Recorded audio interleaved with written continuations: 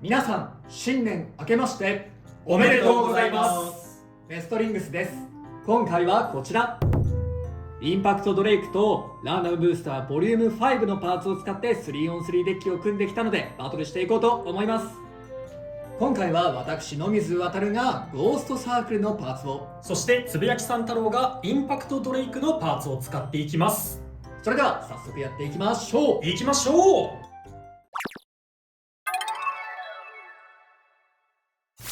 最初にシュートポジションを決めるじゃんけんをします。最初はグー、じゃんけんぽい。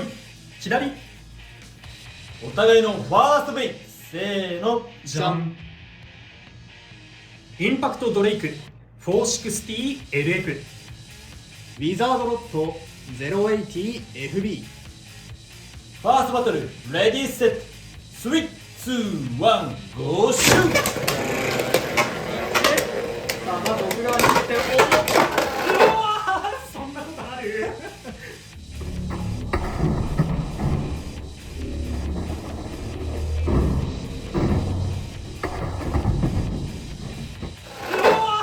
そんなことある？オーバーフィニッシュ。ウィザードロットに2ポイント。いや、多分ドレイクの攻撃力が強かったけど穴が入るかったって感じかな。いやー、ロット強えな。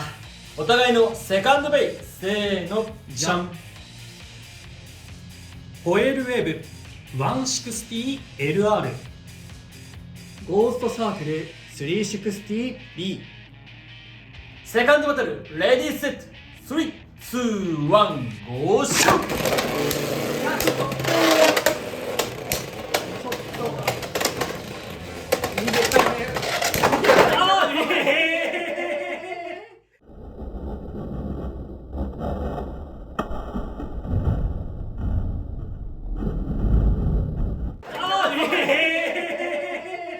オーバーフィニッシュ。ゴーストサークルに2ポイント。よってこの勝負は野水航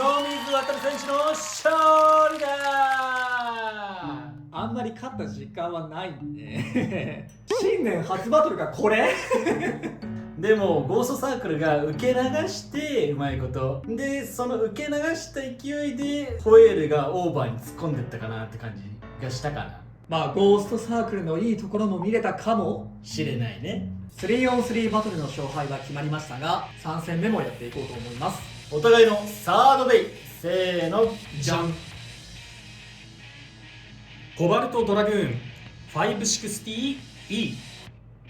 ティラノビート 960T。 サードバトル、レディーセット、3、2、1、ゴーシュー。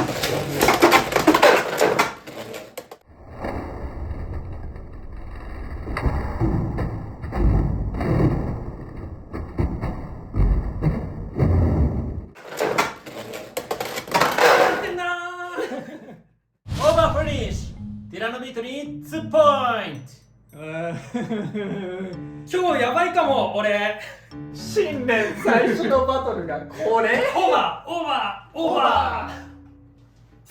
はい、ということで 3on3 バトルをやってきましたが、いかがだったでしょうか。ー。いやー、新年早々こうなるか。大吉と大凶みたいなもう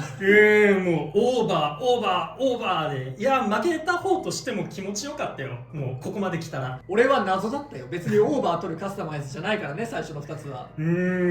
いやブランクがあったっていう言葉でもちょっと表しきれないような試合になってしまいはしたものの、まずはじゃあこっちが使ったインパクトドレイクの感想からでいいかな。このねインパクトドレイクがベイブレード X 最初のラバーバ搭載機ということでね、結構すごいの出てきたなっていう感じがしたんですけど、実際に使ってみた感想結構いろんなことを思ったんですけど、まず一番特徴的なのはやっぱりこのラバーバ、赤いところが全部ラバーになってて、このラバーの反発力ですごく飛ばすっていうブレードなんだけど、実際に使ってみて一番最初打ったばっかりで回転力が十分にある時だったら、このラバーの反発力を生かして相手を思いっきり吹っ飛ばすことはできるんだけど、ただ勢いがちょっと落ちてきた中盤とか終盤になってくると、このラバーで当たるとね、なんか相手のことを全然飛ばさなくって、ラバーの反発力っていうよりもなんかラバーの吸収力の方が働いちゃって、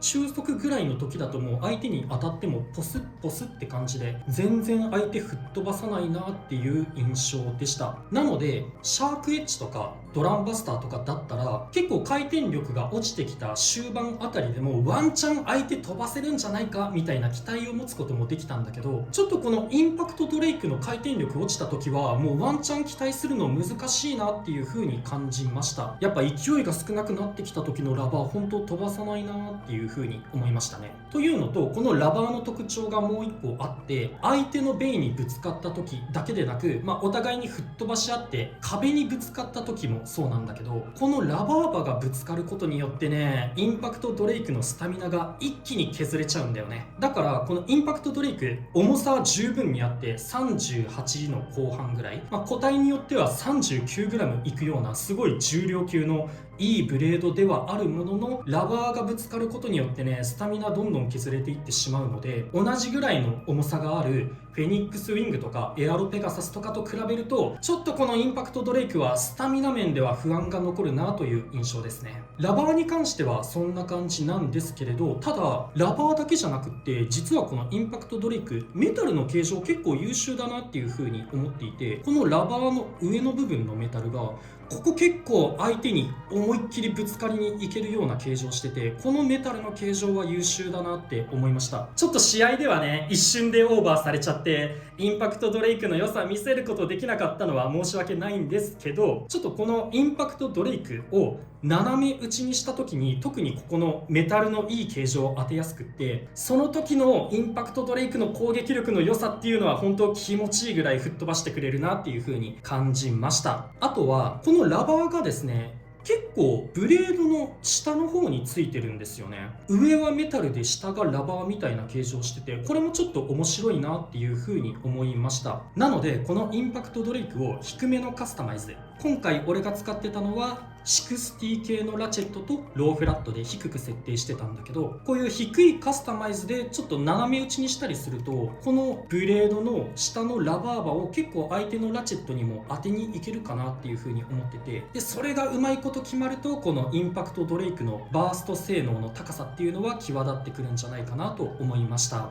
とローフラット使ってたのがその低くしたいっていうのと、もう一個理由があって、やっぱりインパクトドレイクのブレードが重たいっていうこともあり、重たいブレードって結構ね姿勢崩しやすいんですよね。なのでこのローフラットは軸が太いので結構姿勢安定させてくれるかなと思って、インパクトドレイクとは相性いいんじゃないかと思い、このカスタマイズで組んでみました。ローフラットはそういう風で姿勢制御の良さも出るし、軸が太いからこそね、スタジアムとの摩擦も大きくて自分も結構踏みとどまりやすい、踏ん張りが効きやすいのでね、強い衝撃を出しやすいブレードだとやっぱ自分の方も強く吹っ飛んじゃったりするところをこのローフラットで踏ん張りたいなっていう風にカスタマイズしてみました。あとはこのローラッシュのビットも新パーツ。いや、このローラッシュめちゃめちゃ優秀なビットだなって思いますね。やっぱりラッシュのビットがすごい優秀で、大会でもよく使われてるビットだと思うんですけれど、そのラッシュが1ミリ低くなったローラッシュということで、これが弱いわけないよねっていう感じで、もう今後も大会とかでもよく使われるパーツになっていくのではないでしょうか。で、ロー系とかハイ系とか高さが変わるようなビットが登場すると、ビットの軸先の形状がちょこっと変わったりすることもあるんですけど、今回このローラッシュはラッシュと軸先の形状同じで、軸の太さとか変わらずラッシュの強さそのままに 1mm 低くしたようなビットになってます。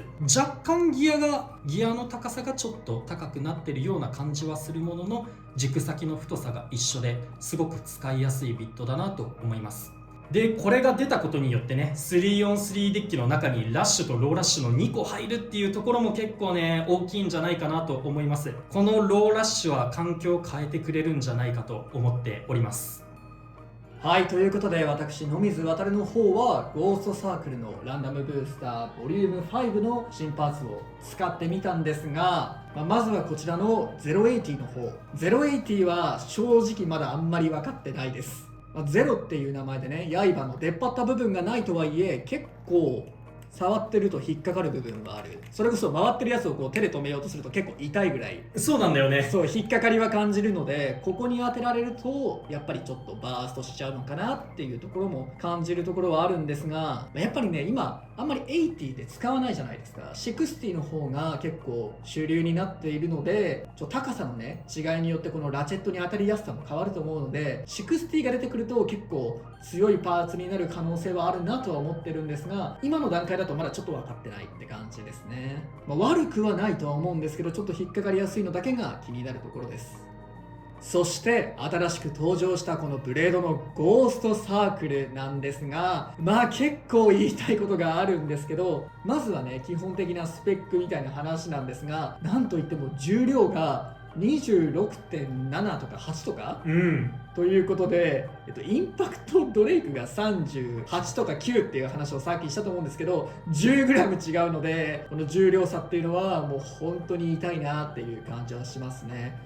重くてねいいっていうことはたくさんあるんですけど、ベイブレードにおいて軽くていいってことはあんまりないので、やっぱ重量差っていうのはかなり気になるところではありますね。でこのゴーストサークルの重量差を結構感じるシーンっていうのはいっぱいあるんですけど、例えば相手の軽い攻撃で信じられないぐらい吹っ飛ばされることもありますし、特にね自分がこれゴーストサークルの軽い部分で良くないなと思ってるところが、真ん中で持久戦をしようとした時、例えばウィザードロッドとかと持久戦をした時に、なんか持久ベイでもお互いちょっとぶつかり合って軽く離れてしまうシーンが持久戦でもあると思うんですけど、そのぶつかり合って離れる時にゴーストサークル側だけがかなり外まで飛ばされて、壁に当たったりラインのギアに当たったり、それこそラインを走っちゃったりして、こちら側だけが一方的にスタミナロスするよみたいな場面がある、そこそこある印象なんですよね。なのでスタミナタイプとして運用したい時にこの軽さによるデメリットっていうのは、結構でかいかなというのが正直な感想ですね。自分だけが一方的にロスするっていうデメリットを持ってるっていうのがね、軽いっていうだけでも持久戦厳しいのに、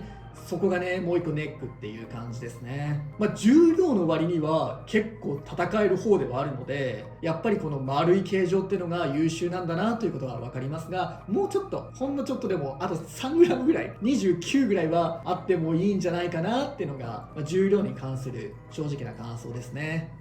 で先ほど言った通り丸いので、意外と相手の攻撃を受け流したりとか、それこそコバルトドラグーンとの送り合い、エレベート同士とかで送り合いになった時に、こいつはね相手に回転力を与えずに一方的に勝つなんていうこともできることはできるなと思いましたが、その他のベイに対してちょっと有効打がないっていうのが使いにくいところかなとは思いましたね。相手の攻撃を受け流しやすくはあるんですけど、逆に割と小さな当たりでも飛んでしまうっていうところがあるので、あんまりその受け流しの良さっていうのを感じる場面は少ないかもしれないなとも思いました。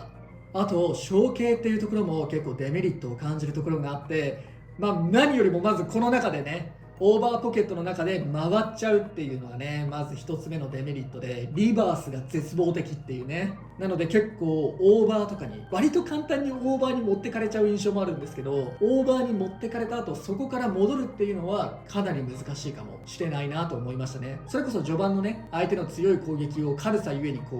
オーバー行った後にそのままの勢いで戻ってくるとか、そういうこともあったりはするんですけれど、ポケットに入った後はこのブレードが引っかからないということも相まってリバースはかなり厳しいなと思いましたし、それこそエクストリームポケットとかのねこの隙間にも他のベイと比べれば入りやすいっていうのも弱点だなと思います。あと小径なのでね、結構ラチェットがむき出しになりやすいというか、相手の攻撃がラチェットに当たりやすいんですよね。これによってバーストしやすいっていう感触もちょっとありますね。それこそ0とか9とかをここに咲かないとちょっと厳しいのかなっていうところも感じるところではありますね。なので重量の割にはよく戦ってくれるなっていう印象はありますし、相手がねスタミナの少ないビット、ヘキサとかアタック系とか、それこそラバーアクセルとかなら攻撃を避けたりいなし切ってスタミナで勝つことはできるんですけど、環境に多いベイにちょっと不利がつきやすい、コバルトドラグーンぐらいっていうのが、1on1 でもね 3on3 でも相手がコバルトドラグーンならっていうのはなかなか相手依存になっちゃうので、結構使いにくさは目立ちますねっていう